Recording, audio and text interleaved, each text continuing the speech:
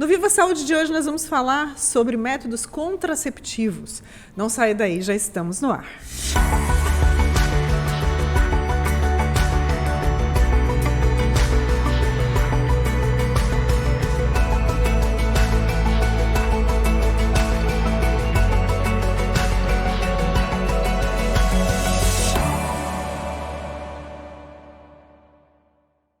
No Viva Saúde de hoje nós vamos falar sobre esse tema que é muito importante, principalmente para os casais que desejam planejar a sua vida e prever, o momento certo para receber o seu bebezinho.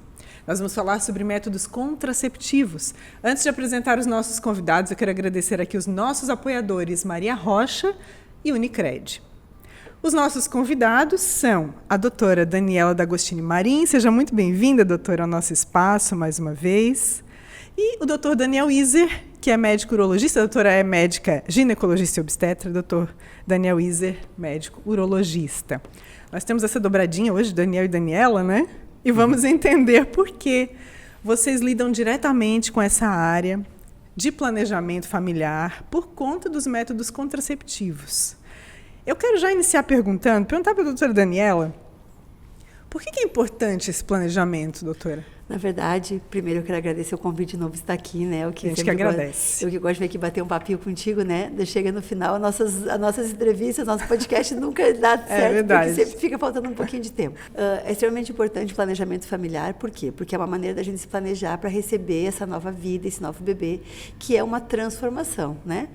Eu sempre falo que quando a gente decide ter um filho, este filho é para sempre. Então, planejá-lo, esperar, né? A hora certa é o ideal para todas as famílias, né? E implica em muitas mudanças, realmente. Com certeza, né? Quando a gente tem um bebê, na verdade, é uma transformação na nossa vida, né? Primeiramente, a gestação, né? Que é uma transformação tanto da mulher, o corpo, todo, a sua estrutura familiar, né? E depois o nascimento. Então, se planejar é extremamente importante.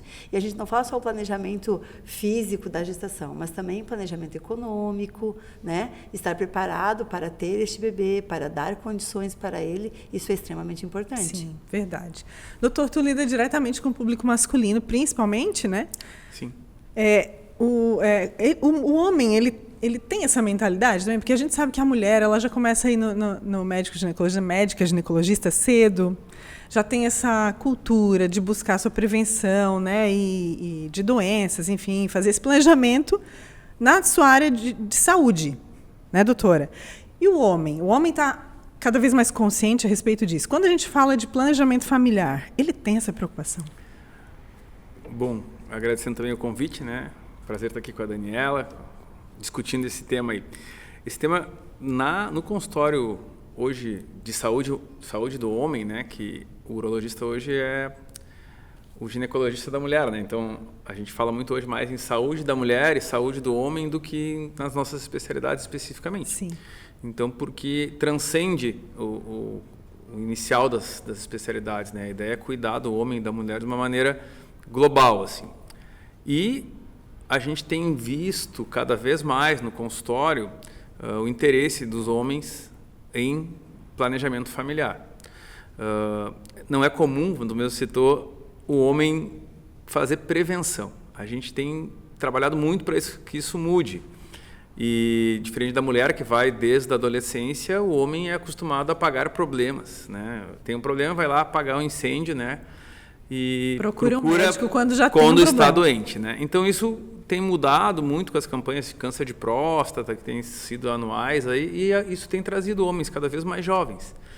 A Sociedade Brasileira de Urologia tem um programa que é Vem Pro Uro, e é um programa para trazer o adolescente, né?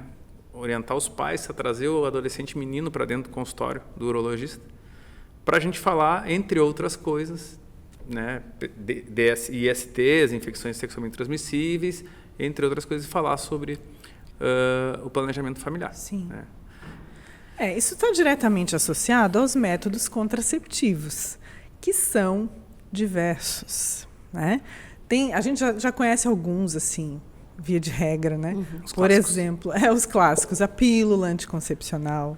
Na verdade, desculpa te cortar, mas a gente fala, é sempre assim, os métodos são divididos lá nos métodos comportamentais, né? Que é os métodos de comportamento, que é falando, né, a tabelinha, que é quando a gente faz pelo método do cálculo da menstruação, quando é o período fértil, o coito interrompido, que é muito utilizado pelos meninos também. Ainda né? é muito utilizado? Muito utilizado, muito. Tá? E aí são as grandes taxas de falha, né? Como a gente falou porque assim... ele tem uma margem de erro gigante, né? Sim, né? Porque, na verdade, precisa que tenha um controle muito grande para que não ocorra ejaculação. E mesmo no líquido seminal, que vem antes, assim, pode ter já a presença de espermatozoides. E aí, com isso, já há o risco de engravidar, né? Não precisa ter a ejaculação em si para precisar ter a gravidez, né? Então, os métodos comportamentais são a tabelinha, o coito interrompido. Existem outros métodos que se usa também, que é a temperatura basal, que é do muco cervical, mas que hoje em dia até são mais utilizados para casais que querem engravidar, estão se preparando para tal, o período fértil para poder engravidar. E são métodos que não se utilizam mais como métodos anticoncepcionais, né? E aí a gente tem o método mais famoso de todos, que é o anticoncepcional oral, né? E que eu falo, que é a pílula. Que é a pílula, né? Que é o anticoncepcional oral, a pílula. Que muitas vezes é o método mais difícil de todos de utilizar, né? Hoje em dia existem métodos muito mais modernos, muito mais seguros, né? Porque a pílula é aquela coisa, você tem que tomar todos os dias, do mesmo horário, não pode esquecer, né? Se houver o esquecimento, 2 dias seguidos você já não está mais protegida, já tem que usar um método de barreira. E falando um pouquinho da URO e a gineco junto, assim, né? A gente tem os métodos de barreira, que é a camisinha masculina, que é um método que se tem, né? E a camisinha feminina, né? Lembrando que se eu usar um, eu não posso usar o outro, né? Ou eu uso a camisinha feminina, ou eu uso a camisinha masculina, né?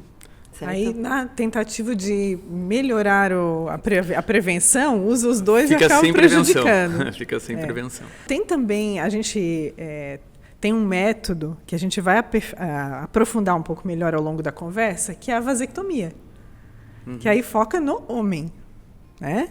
O homem faz o procedimento, passa pelo procedimento, a gente vai detalhar melhor, mas tem essa possibilidade também, né? Sim, a vasectomia, hoje a gente tem um nome mais bonito para ela, que é cirurgia esterilizadora masculina.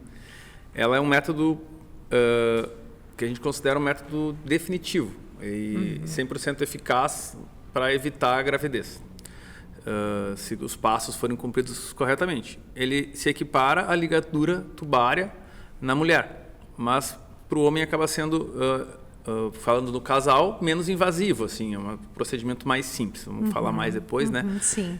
E é um dos poucos métodos que a gente tem disponível para o homem, assim. Então, a contracepção eficaz para o homem é a vasectomia, a outra opção é o uso do preservativo masculino, que tem a vantagem também de proteger contra as ISTs, Sim. e a outra é o coito interrompido, que existe muita falha, porque a gente não consegue controlar as nossas secreções lubrificantes, prévias, de excitação, que vai existir naquele processo inicial do ato sexual, e você pode já ter espermatozoides ali e já ser suficiente, dependendo da situação do casal, né, tá ovulando e tal, naquele momento, ser suficiente para gerar uma gravidez indesejada, né? E aí o planejamento familiar vai para o água abaixo.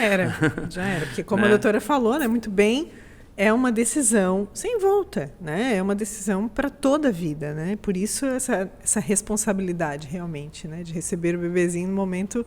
Existe um momento certo, doutora? Eu acho que o momento certo, na verdade, é o momento que você se sente preparada para essa gestação, né? Que esse casal esteja preparado para a gestação. Então, o ideal é que a gente tenha filhos depois que a gente esteja já numa situação econômica melhor, né? Que a gente possa dar condições para educar essa criança, né? Agora, o momento exato, para mim, pode ser os 35, mas para ela que pode ser os 20, né? Então, assim, o momento ideal é para cada pessoa, né? Obviamente que uma gestação na adolescência ou uma gestação acima dos 35 anos, a gente considera gestações de risco, né? Tanto para as fases etárias da mulher, né? Então, quando a gente tem uma gestação na adolescência ou quando a gente tem uma gestação após os 35 anos, se torna gestação de alto risco. Então, o período ideal da gente engravidar seria dos 20 aos 35 anos, que é o nosso maior pico de fertilidade, né? E também que a gente tem menos riscos nessa gestação de ter complicações, né? Diabetes, hipertensão, malformações, síndromes, né? Elas são menores nessa faixa etária. Então, o ideal é que a gente esteja preparado, o casal esteja preparado para tal, né? Quando as pacientes vêm, assim, eu sempre converso isso, né? Vocês querem engravidar, o marido também quer, porque muitas vezes engravidar sozinha não é muito fácil, né? Ou eu já tive casais também que o marido quer engravidar e a mulher não se acha preparada, então isso é uma decisão dos dois, né? Eu acho que o importante é que os dois estejam, não, agora estamos prontos, está na hora de ter um bebê. Quer haver uma concordância. Vibrando certeza. na mesma Sim, sem dúvida. no mesmo tom. Eu acho que é importante. Eu acho importante isso que você está falando. Assim, uma coisa que eu gosto de salientar é que a gente nunca se acha preparado, né? 100% não, né? Nós três aqui temos filhos, então a gente sabe que preparado por a gente esse não momento, está, né? Então a gente tem que estar, na realidade, eu acho que é preparado para os desafios que essa fase diferente da tua vida vai trazer, né? Então vamos encarar essa juntos, vamos. E eu acho que a parceria do casal nessa empreitada é fundamental, assim, como a Dani falou. Criar um filho sozinha, e é muito mais comum isso como a mãe é que carrega, né? Muito mais a mulher, que é a mãe solteira. Apesar de eu conheço alguns pais solteiros, que a mãe perdeu no parto, teve alguns outros problemas, e a dificuldade é muito grande. Então, criar um filho, não só nos primeiros momentos, mas sempre, né? Vai ser sempre um desafio, e ter uma parceria para fazer isso junto sempre é melhor, né? Sempre vai ser melhor. Por isso o planejamento familiar, por isso está na hora mesmo, é agora. A gente tem visto muito no consultório, a gente estava falando aqui antes, em off aqui, que a gente vai ficando mais velho, vai esperando, daqui a pouco, meu Deus, não temos mais tempo, né? Porque o tempo da mulher é limitado, como a Dani falou, dos 25 aos 35, e a partir dos 35 começa a ficar mais difícil. Então a gente tem visto também uma demanda assim de pessoas chegando com essa preocupação não de evitar, mas de como é que eu consigo engravidar mais tardiamente. Como é que eu estendo Esperou. Exatamente. Mais. É uma coisa para se começar a se pensar já ali nesse início da nossa vida adulta, começar a se pensar que eu quero ter filho, quando vai ser, como é que vai ser. É difícil da gente prever, né? Mas é importante a gente estar preparado, pensar nisso, porque daí a gente tem que ter aquele prazo, com o método anticoncepcional, corrige alguma situação hormonal, vitamínica que precisa ser corrigido, e faz todo um preparo. Preparar o organismo, a mente, o corpo para ir vir a gestação. Cria uma expectativa positiva para esse momento, né? Apesar tudo que é de susto não é bom. Mas também passa, né? Passa. Eu lembro que uma pessoa me disse, nunca esqueci, assim, na minha primeira experiência como mãe, ele disse, olha, tudo que tu passar, tu pensa, vai passar. Então passa e vem um desafio novo, mas também de muito amadurecimento, muito crescimento, né? Sim. A doutora falou em algo importante, que é a faixa de idade da mulher, ela tem essa faixa dos 20 aos 35. Porque, na verdade, o ideal é 25 aos 35. 25 aos 35. Mas, assim, a gente sai da adolescência aos 19 anos, né? Então, a partir dos 20 anos, a princípio, né? Já estamos, né? Mas é a faixa etária ideal da gente engravidar nesse período, para que, na verdade, eu estou preparada, né? Sim. Porque a gente nasce com todos os nossos óvulos, né? Então, se eu tenho 15 anos, meus óvulos têm 15, se eu tenho 30, eles têm 30, se eu tenho 45, eles têm 45. Então, diferentemente dos homens que vão produzindo, né, os espermatozoides. Era isso que eu ia perguntar. Se o homem, ele também tem esse prazo de validade, assim? A qualidade da fabricação, digamos assim, piora com o passar dos anos, né? Mas a queda é pequena. Então, a gente pode... A cada 3 meses, a gente tem um espermatozoide prontinho saindo. Então, hoje, o espermatozoide que começou a fazer... Entrou lá na minha linha de produção. Hoje, ele vai sair daqui a entre 75 e 90 dias, daqui a 3 meses. Entram nessa linha de produção milhões hoje. Mas todos os dias estão sendo produzidos. Todos os dias está entrando milhões. Novos soldadinhos, né? Exatamente. Então, a gente tem uma produção em torno de 15 a 60 milhões, mais ou menos, a média, de espermatozoides por ejaculação. Por ml de ejaculação. Então, esse é o normal. Então, toda vez que a gente ejacular, que o homem chega a ejacular, ele vai ter uma porcentagem, essa constância, entre 15 e 60 milhões de espermatozoides no ejaculado. Por que a gente sempre tem? Porque a gente está sempre produzindo. Então, a cada 3 meses, eu sei que o espermatozoide que eu comecei a fazer hoje, ele vai ficar pronto daqui a 3 meses. Só que já está sendo produzido desde lá, quando eu entrei na puberdade, sempre está entrando gente nova na fila aqui, né? Então está sempre saindo milhões de espermatozoides. E não tem esse limite de idade para isso acontecer? Não. Isso continua a gente muitas vezes vê anedoticamente as pessoas contando, né, que o vozinho casou com uma menina de 20 anos e ela está grávida. Não é dele. É sim, por que não? Tem total capacidade. Tem toda a capacidade para ter. Claro que quanto mais velho a gente vai ficando, a gente vai tendo um outro problema que é um problema mecânico, assim, né? Que é da ereção. Mas nós não estamos falando de fertilidade e relação sexual é outro assunto, exatamente. A gente está quase entrando no campo da fertilidade, né? Não, no caso, no campo da sexualidade.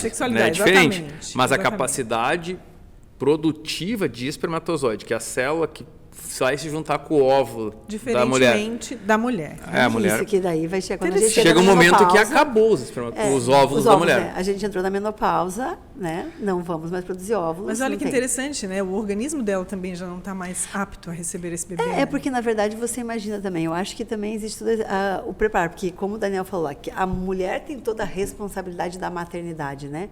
Toda então, não, né, doutora? Quase toda. Quase toda, né? Mas, não, assim, o carregar, né? O carregar, né?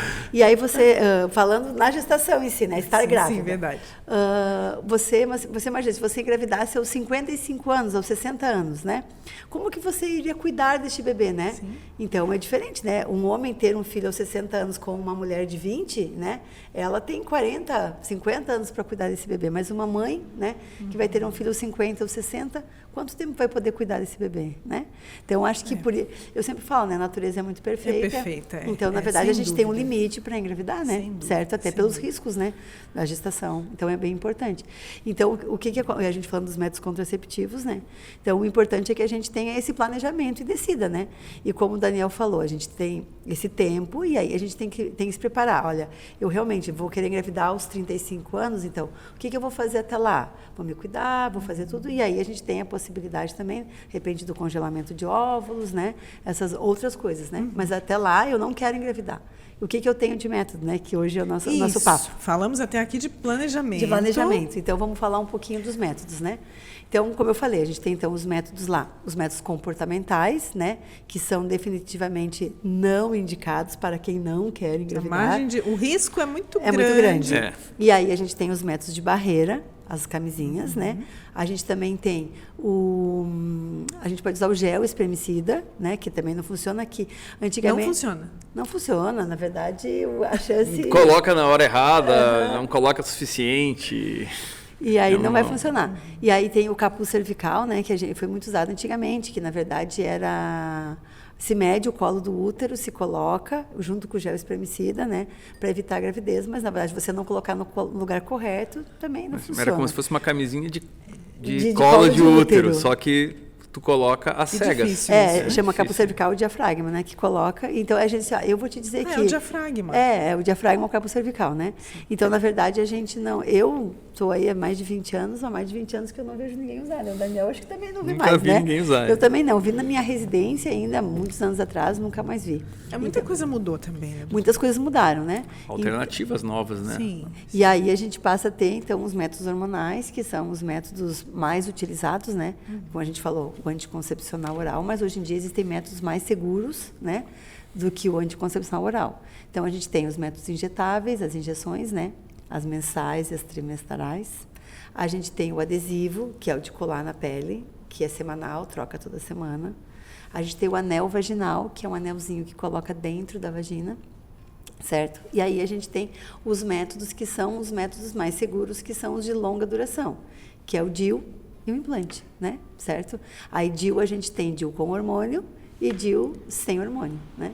Mas que são o método mais seguro de todos, mesmo a laqueadura nessa história, é o implante, né? O implante é o método mais seguro. Esse é o mais seguro? Esse é o mais seguro. Ele dura quanto tempo? 3 anos, certo? O implante dura 3 anos. Então, você coloca 3 anos. A segurança dele é 99,97%. Esse é o mais seguro? É o mais seguro. É mais seguro do que a laqueadura. Porque a laqueadura, tudo pode falhar, né? A laqueadura também. Então, a gente tem a taxa de segurança da laqueadura é 99,94. Não tem 94, 95. Como o DIU. E o implante é um pouquinho mais. Então, o mais seguro de todos é o implante. Certo? Então, quanto menos a gente precisar da ação da paciente sobre o método anticoncepcional, maior será a segurança. Então, falando de todos eles, cada um tem o seu período, né? Quando a gente fala do comprimido. Então, o comprimido é a história. Eu tomo todos os dias, não posso esquecer nenhum. Se eu usar a injeção, eu tenho que me lembrar de aplicar uma vez por mês ou a cada 3 meses. Então, vai ter uma taxa de segurança maior. Se eu usar o adesivo, né, colar na pele, eu troco ele semanalmente. E o anel vaginal também é mensal. Então, todos eles são mais seguros, né, certo? Do que a pílula anticoncepcional, que vai funcionar tão bem, mas se eu me lembrar de tomar. Se tiver uma disciplina, se tiver uma consciência, né?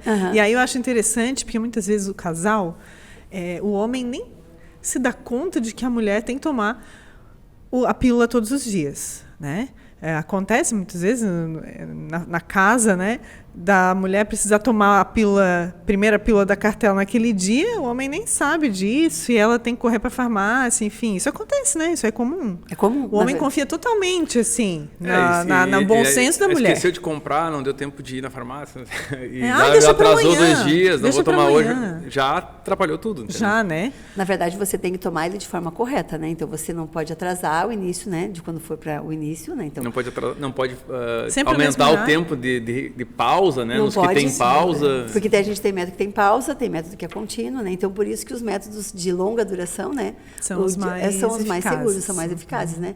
E aí, a gente não falou no DIU, que é extremamente... É um método que caiu nas graças, e eu dou graças a Deus a isso, assim, né? As pacientes têm usado, têm procurado cada sobre vez mais ele. Comum, cada né? vez mais comum, né? Sim. Aí, sempre aquela historinha, para os pacientes ficar bem claro. O bebê não nasce com o DIU na mão, tá?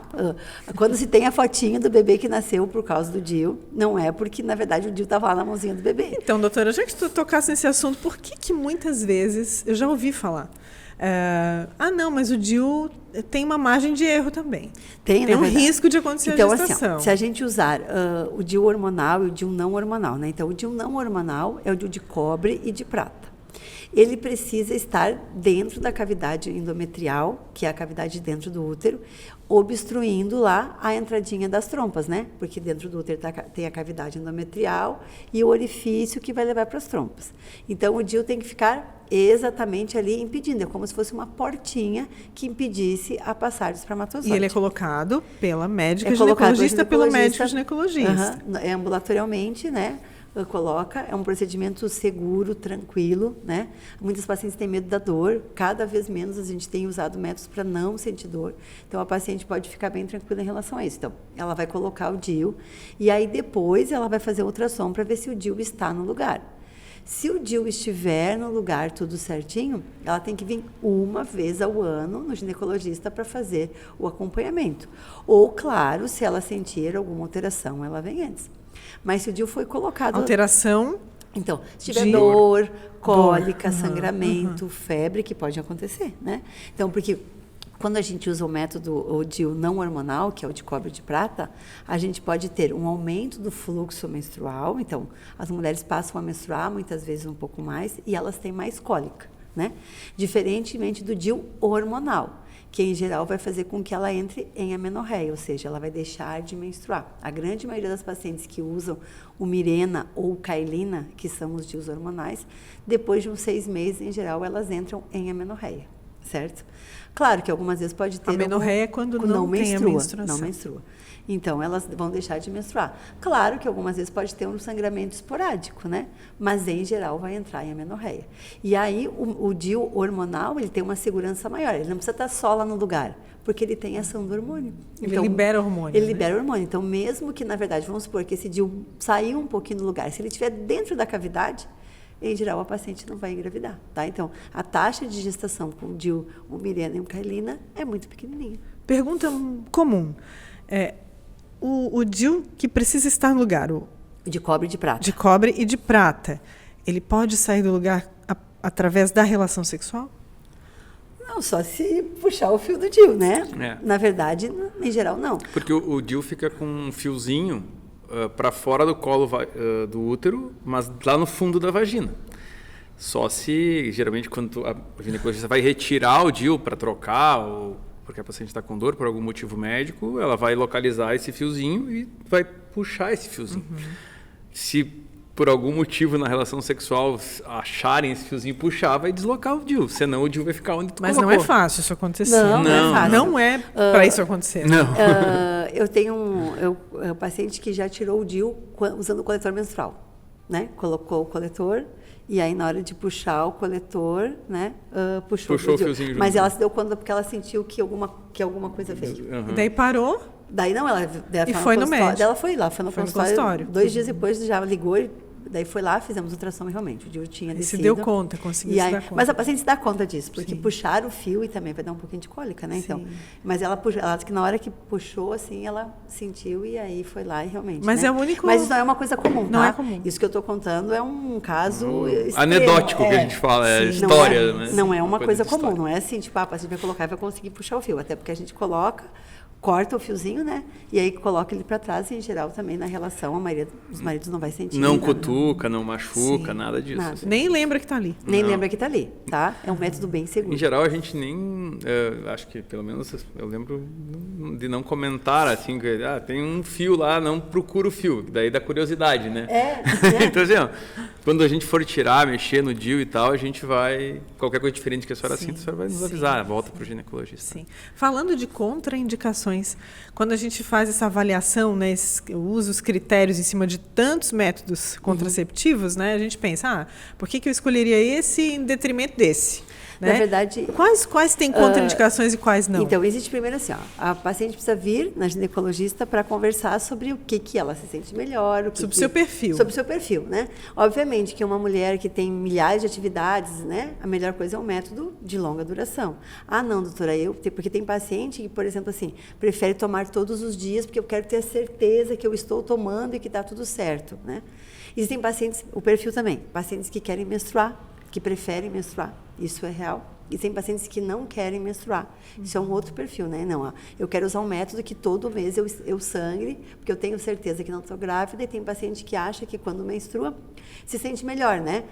Eu me sinto melhor. Isso não interfere em nada. A gente não precisa menstruar, né? A menstruação não é uma necessidade, certo? Na verdade, a gente menstrua porque a gente não engravidou, né? Se a gente tivesse engravidado, a gente não menstruaria, certo? Então, o que a gente conversou antes também off, né? Que, na verdade, o único animal que, na verdade, tem relação por prazer é o homem e a mulher, né?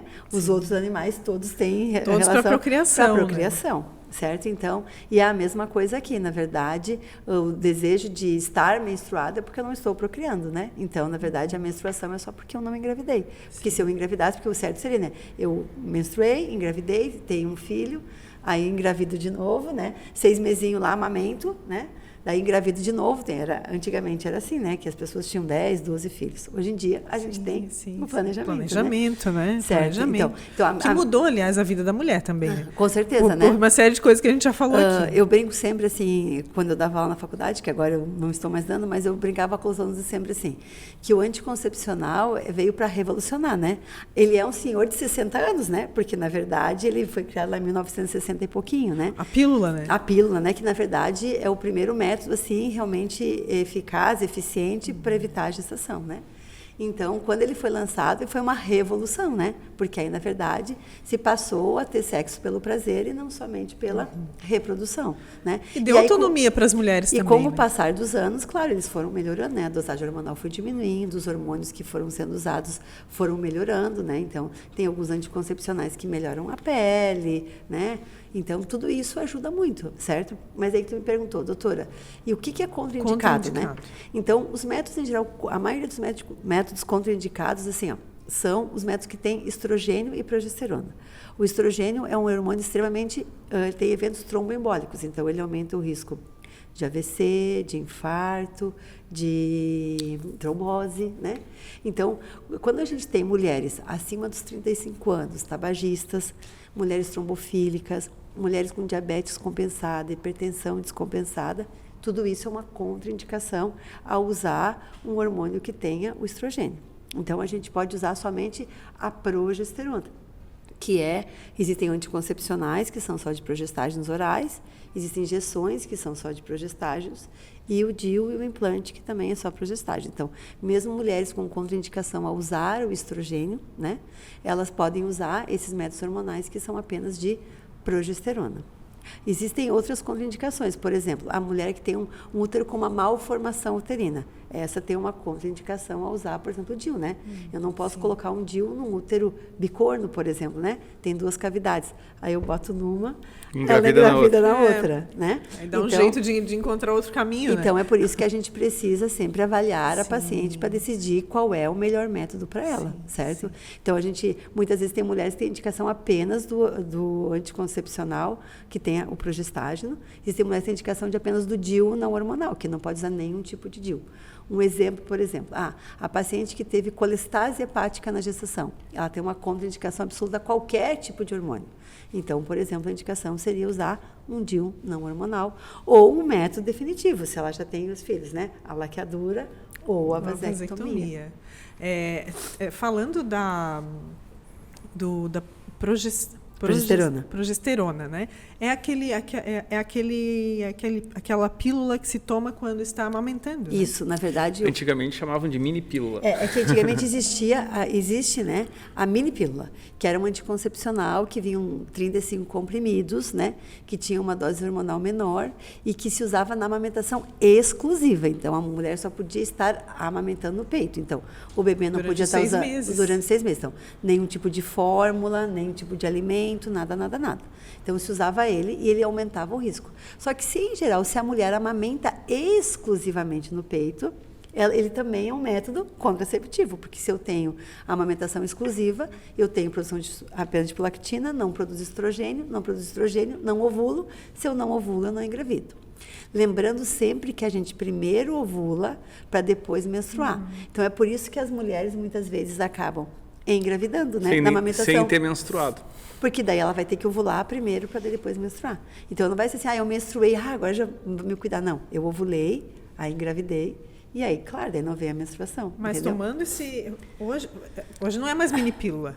Não, daí hoje em dia existe o anticoncepcional de progestágeno, né? Que é usado para essa fase também. Que é essa fase também, né? Para a fase durante a amamentação. Que é o desogestrel, certo? Que existem várias pílulas com nomes comerciais aí, né? Mas o desogestrel é a pílula que se usa na amamentação e que depois pode continuar usando também. A paciente, mesmo que ela deixou de amamentar, exclusivamente, ela pode continuar, ela vai estar protegida.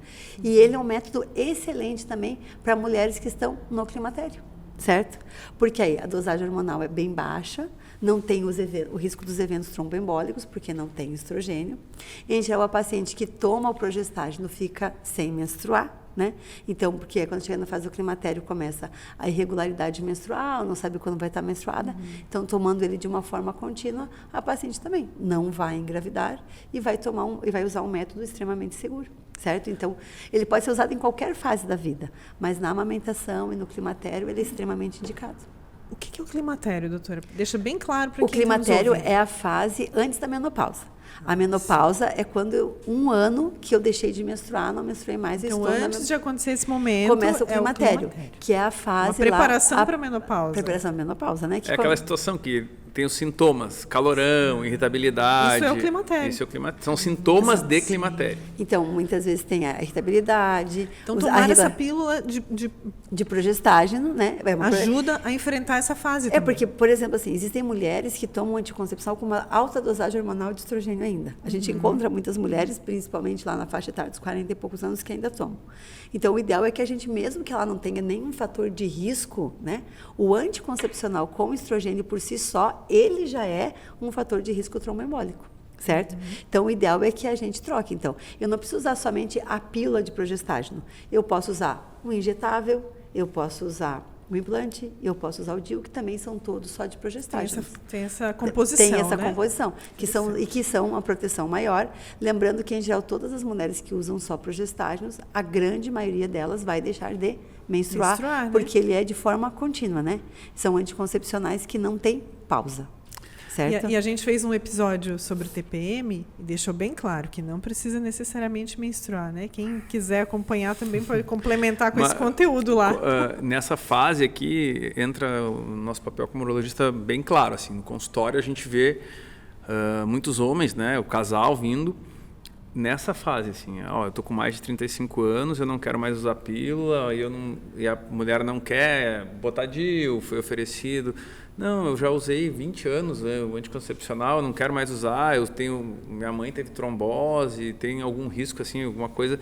E esses casais têm vindo procurar porque é muito mais fácil. Ontem mesmo um casal falou para mim, ela falou assim, eu já fiz a minha parte, agora é a vez dele. Eu ia dizer isso agora. Agora é a sua vez.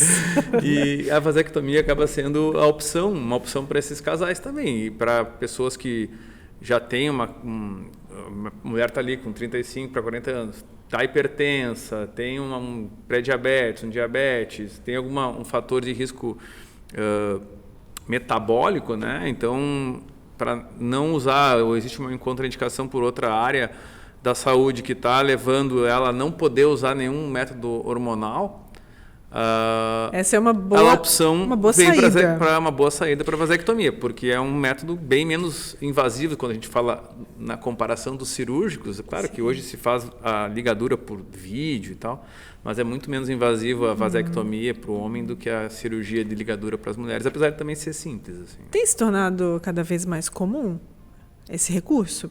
A lançar mão desse recurso? Bom, a gente está numa cidade de 110 mil habitantes, né? E temos vários urologistas na cidade. E eu faço em torno de 2 a 3 vasectomias por semana. Por semana? Então, eu não sei como é que a Dani ainda tem pacientes engravidando no consultório. Né? Mas é muita gente mesmo. A gente tem feito muito. E é um método que tem sido mais divulgado, e o mito do eu vou ficar com um problema, né, que existia muito assim, eu não vou conseguir ter relação, eu não vou conseguir ter ereção, né, ou não vou ejacular, acaba sendo a gente vai lá conversar na consultória e explica que não é bem assim, a vida sexual continua normal e às vezes até melhora por conta do perde-se o medo da gravidez. Sim. Então explica pra melhora gente, para o casal. Explica pra gente o que é a vasectomia, doutor. Ou esse nome bonito que o doutor falou, que eu não vou lembrar. Cirurgia esterilizadora masculina. Bom, como é que funciona? Vamos falar um pouquinho da fisiologia do espermatozoide, onde é que ele vem, né? Ele é fabricado no testículo. Então, o testículo, nós temos 2 testículos, assim como as mulheres têm 2 ovários. Então, lá no testículo, do testículo, é produzido, sai um canalzinho que leva esse espermatozoide que é feito no testículo. A cada 3 meses está saindo uma leva fresquinha. Leva esse canalzinho chamado ducto deferente. Ele vai até a próstata. Ele chega na próstata e ali se mistura com o líquido produzido pela próstata. E o líquido produzido pela vesícula seminal. Esse líquido que a próstata produz e o líquido seminal, eles se misturam junto com o espermatozoide e eles vão formar o líquido que a gente ejacula na hora do prazer sexual, durante o ato sexual. Esse líquido todo, ele é o responsável por conseguir vencer as barreiras da mulher lá durante o ato sexual. Sim. Ejaculou no fundo vaginal, percorre todo um caminho, né? Vai correr todo um caminho. Colo do útero, fundo vaginal, colo do útero, até chegar na próxima tuba uterina, onde vai ocorrer a fecundação se ele encontrar o óvulo naquele momento. E tudo isso, como é que a gente vai fazer? Onde é que a vasectomia entra? Lá na saída. Então, a gente impede a passagem do espermatozoide do testículo para a próstata.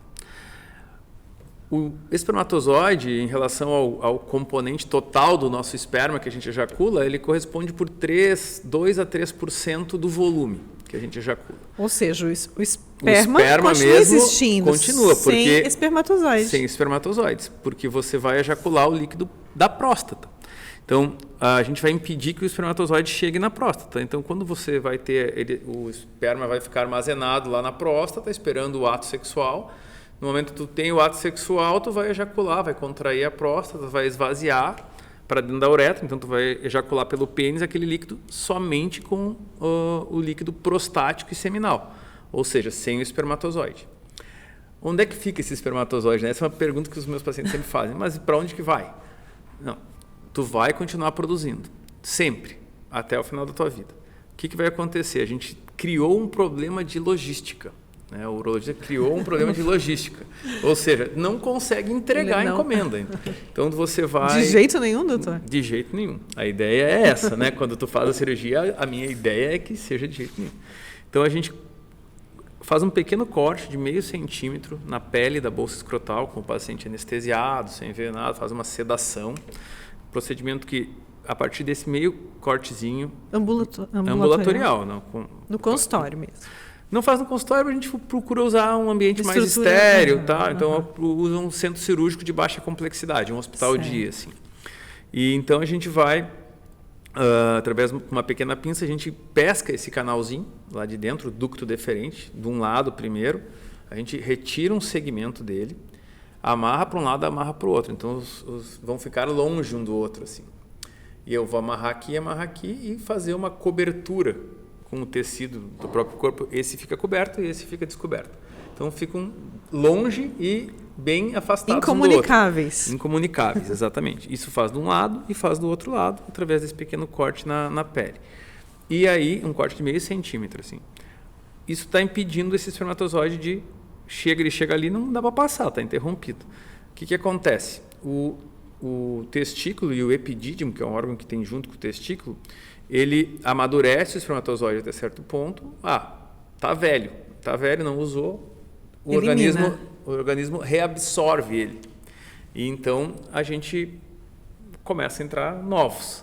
Ficou velho, tu vai ficar num ciclo constante de produz, não usa, reabsorve, produz, não usa, reabsorve. Se hoje você ficar 10 dias sem ter relação sexual, esse ciclo já está acontecendo. Sim, então ele já acontece naturalmente. Se o teu testículo vai entender que tu não está tendo relação sexual. Não está usando, vamos fazer novo. Né? E continua sempre produzindo. Tanto é que às vezes a gente tem casais lá que fez a vasectomia, tem 2 filhos e agora os filhos cresceram, foram embora e eu quero ter mais um filho. Aconteceu esses dias também no meu consultório. Eu quero reverter a vasectomia. E dá para reverter? Dá para reverter. É um outro procedimento cirúrgico. Tem que achar os 2 caninhos que a gente amarrou, juntar eles, dar pontinho ali e torcer para que recanalize. Então tem uma taxa de sucesso que varia com o tempo, né? A recanalização. E se não deu certo, a gente tem a opção da fertilização in vitro, em que tu vai lá coletar o espermatozoide através de uma punção ou de uma microcirurgia, coletar o espermatozoide que está sendo lá feito, amadurecendo dentro do testículo, tu coleta ele dali, leva para o laboratório com o óvulo da parceira e tu consegue fazer a fertilização in vitro daí. Né? Então, tu não deixa de ser fértil quando tu faz uma vasectomia. Tu deixa de entregar.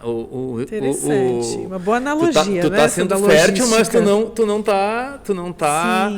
Tu continua fértil, continua produzindo teus hormônios masculinos, que são produzidos no testículo. O testículo não diminui sua função. Ele vai continuar produzindo seu espermatozoide, vai continuar produzindo sua testosterona, que é o hormônio masculino responsável tanto pelo anabolismo muscular, né? Tem várias funções cognitivas, memória. Não interfere na libido. Não interfere na libido. Também porque a testosterona que interfere muitas vezes libido. Até melhora, né? Porque a mente está tranquila, não vai... Exatamente. A preocupação, o medo de uma gravidez às vezes atrapalha. Aí tu está usando camisinha e rompe a camisinha e agora... E será que a minha parceira tá tomou um comprimido? Exatamente. Então tem toda essa preocupação. E aí isso melhora geralmente a vida sexual desses casais.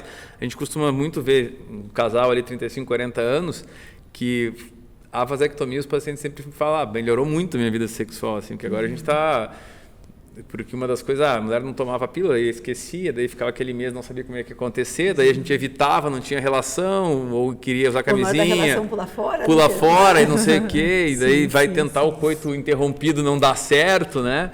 E não consegue se controlar. Então a gente tem muito disso. Né? Então a vasectomia... gera muito, vasectomia, né?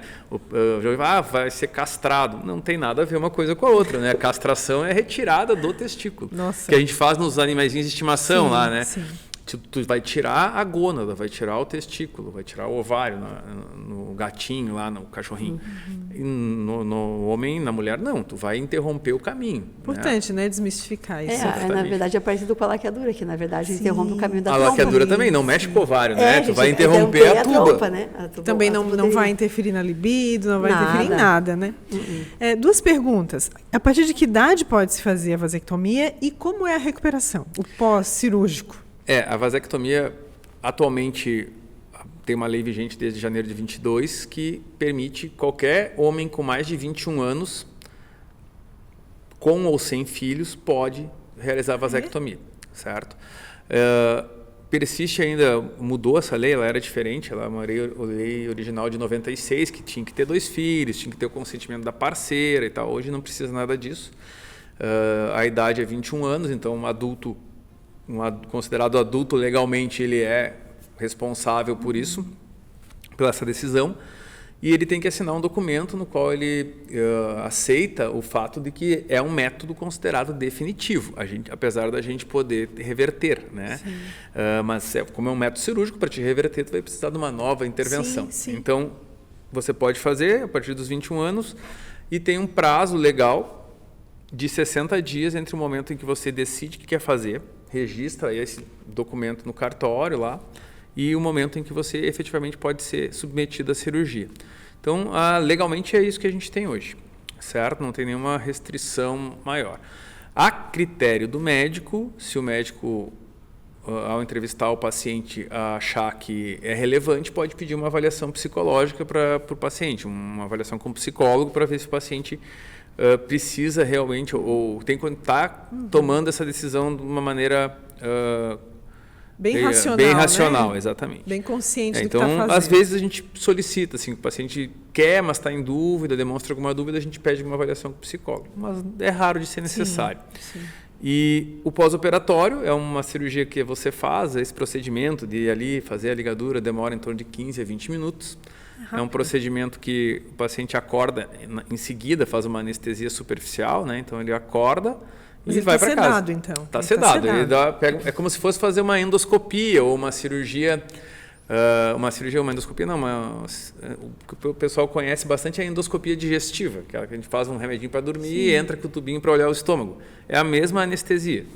Então a gente usa uma anestesia com o anestesista presente, ele controla o paciente, ele não precisa ser entubado, nada, ele fica dormindo mesmo. A gente faz uma anestesia local também e vai para casa assim que acordar. Então, primeiro e segundo dia, o paciente precisa fazer um repouso relativo, ficar em casa, tomar analgésico, tomar um remedinho, tomar um remédio para dor e botar um gelo na bolsa escrotal, assim, 2, 3 vezes por dia. No terceiro dia já pode dirigir, já pode fazer suas coisas do dia a dia normalmente. A partir do quarto dia, assim, geralmente os pacientes voltam a trabalhar. Exceções são raras, assim, o paciente trabalha com um serviço muito pesado, uma coisa desse tipo, daí a gente estende um pouquinho mais. Mas na maioria das vezes o paciente no terceiro, quarto dia já está voltando às suas atividades normais, sem dor, uma cirurgia muito pouco, quase não dói. Relação sexual? A partir do terceiro dia, ainda com proteção. Terceiro dia? Ainda com proteção. Lembra que o espermatozoide sai do testículo, vai lá na próstata e mistura. Pode ter um perdidinho lá. Pode ter uns perdidos lá. Então, a gente precisa de algumas ejaculações. Então, a gente pede para o paciente ter relação sexual ou masturbação num período de 30 a 40 dias. Algumas relações ou ejaculações na masturbação dentro desse período, se for ter relação protegida ainda, a parceira está com o mesmo método, usa a camisinha. E depois de 30 a 40 dias a gente faz um exame laboratorial, que é a coleta do espermograma. E aí você vai avaliar o esperma, o espermograma vai te dizer a ausência de espermatozoides. Aí, a partir desse momento, você está liberado para ter relações sexuais sem nenhum outro método contraceptivo, porque você, como casal, está protegido. Muito bom, né? Que explicação, hein? Que aula. Os dois. Doutora, tem um método para a gente está quase acabando, tá? Essa conversa eu acho que já passei até do horário. Mas tem um método que é a pílula do dia seguinte, que muita gente, não dá para deixar de falar dela aqui, porque muita gente usa deliberadamente. Ou seja, não se cuida, não fez vasectomia, não pensou em nenhum método preventivo, e aí aconteceu, vai lá e lança a mão da pílula do dia seguinte. Na verdade, a pílula do dia seguinte é um método usado como exceção, né? Porque a carga... Emergência. De emergência, né? Então, tipo assim, eu estava usando camisinha e a camisinha estourou. Opa, eu vou lá e vou usar, né? Mas eu tenho que usar um outro método sempre associado à camisinha, né? Então, eu tenho que estar usando já um outro método. Mas quando a paciente não usa nada, e aí eu tenho uma emergência, eu vou fazer o uso da pílula do dia seguinte. Porque a carga hormonal dela é muito alta, né? É como se você pegasse um anticoncepcional de média dosagem, que a gente chama, e tomasse todos os 21 comprimidos, todos de uma vez só. Certo?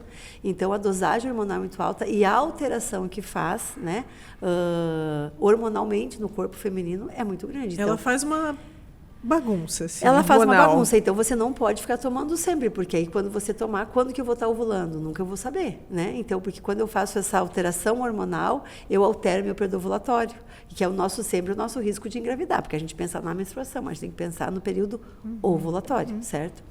Então, na verdade, a pílula do dia seguinte é um método de exceção, é só para a emergência mesmo. A gente não pode ficar usando ela como forma de método contraceptivo, tá bem? E ela também tem um prazo para ser segura, né? A gente toma, a gente teve a relação, pode usar até 72 horas. Quanto mais precoce, mais próximo da relação, maior a chance da eficácia dela, né? Quanto mais distante, né? Então, se eu tomar 6 horas, o efeito provavelmente vai ser muito melhor do que se eu tomar com 72 horas. Mas eu poderei usar até 72 horas, né? Sim. Mas a chance de ela funcionar quanto mais próximo da relação é maior. Mas ela não pode ser um método usado como o método que eu vou usar de contracepção, tá bem? É importante o alerta, tem relação... né? 3 vezes por semana vai usar a pílula 3 vezes por semana. Não dá? Não dá. Não vai funcionar. Não vai funcionar e vai ser péssimo para a saúde da mulher. Né? Porque a dosagem hormonal é muito alta. Pode trazer também. algum tipo de doença também? Ocorrência de alguma doença? Os efeitos tromboembólicos, né? Então, se eu tomar uma grande quantidade de hormônio, né? Certo? Eu vou estar tomando a pílula de um mês inteiro, né? O anticoncepcional de um mês inteiro, numa única dose, certo? Sim. Mas então, de trombose, AVC, essas coisas se exacerbam. É importante fazer esse alerta, né? É importante. Porque está aí no mercado e muita gente acha que pode fazer isso é muito deliberado. comum na adolescência, né? Na adolescência é muito comum isso, né? Certo? Então, é importante também, assim, um recado para as mães, né? Que levem as suas filhas, os seus filhos, né? Na ginecologista, neurologista, né? Eu sempre falo isso. A relação sexual vai acontecer para todo mundo, né? Um dia aconteceu para mim, um dia aconteceu para Elke, um dia aconteceu para o Daniel. E vai acontecer para eles também. Faz é parte natural, da faz vida. parte da vida, né? A sexualidade faz parte da vida. Então, é importante que essa sexualidade que vai ocorrer seja de uma forma ideal, né? Então, que vai o ginecologista, neurologista, que tem as orientações, né? Tem informação, que né? tem informação, né? Os métodos, né? Não adianta a gente querer dizer assim, não, eu não vou levar porque não vai acontecer. Porque vai acontecer de uma forma desprotegida e com todos os riscos, né? Não somente da gestação, mas de alguma doença, né? E existem doenças sexualmente transmissíveis que têm tratamento, mas existem doenças sexualmente transmissíveis que são para uma vida inteira, né? Certo? Que você vai poder usar medicação, o HIV, por exemplo. Vou usar medicação, vou ter o controle, mas eu vou ter o HIV para sempre. O HIV ainda não tem cura, né? É verdade. Então, é importante que se traga para ser orientada, né? Mas eu também percebo isso, que cada vez mais está sendo essa permissão, assim, as mães têm trazido... Está se quebrando esse tabu, Está se quebrando esse tabu, né? Que, na verdade, precisa trazer, precisa orientar, né? E que o adolescente também, né? Tenha a mãe, o pai, né? Como seu parceiro, né? Diga, mãe, estou namorando, né? Porque às vezes é o medo, né? A mãe vai ficar brabo, o pai vai ficar brabo, não vão querer me levar. Não, mas eu acho que isso é extremamente importante a gente falar aqui, né? Sim. Que venha para as orientações, mundo, né? Que, na verdade, o maior... Porque, assim, se eu tiver um filho aos 30 anos, é mais fácil de eu cuidar do que se eu tiver um filho aos 15, né? Sim. Certo? Se eu tiver uma gestação não desejada aos 30 anos, é diferente do que eu ter uma gestação não desejada aos 15, né? Certo? Sim, é uma experiência muito intensa e que vale a pena ser vivida, né? Claro, cada um vai saber das suas escolhas, mas que tenha realmente, como a gente começou falando, né? Planejamento, uma preparação mínima para que se receba, né? Se viva essa transição, porque é realmente uma transição para um outro mais ciclo, proveitosa para todos. Exatamente. Tanto para o bebê que vem, quanto para os pais que estão aqui constituindo essa família. Né? Sem dúvida. Quero agradecer a presença de vocês. Eu teria mais perguntas aqui, tenho certeza. Fazer outros podcasts. Mas nós podemos fazer a segunda segunda parte, né, desse episódio. Quero agradecer a doutora Daniela, sempre, né, muito solícita, né, a gente entra em contato e já responde muito rapidamente. Doutor Daniel também já esteve aqui várias vezes, né? Sim. São sempre bem-vindos e certeza que a gente vai ter mais assuntos aí para colocar na mesa. Tá bom? Muito obrigada mais uma vez. Obrigado. A gente também agradece a você que esteve, que nos acompanhou até aqui. Agradecemos nossos parceiros, Unicred, a Maria Rocha também. E lembra de compartilhar esse conteúdo com quem você conhece, com as suas redes, com a sua rede, né, para que eles também tenham acesso à informação de qualidade. Até a próxima edição do Viva Saúde.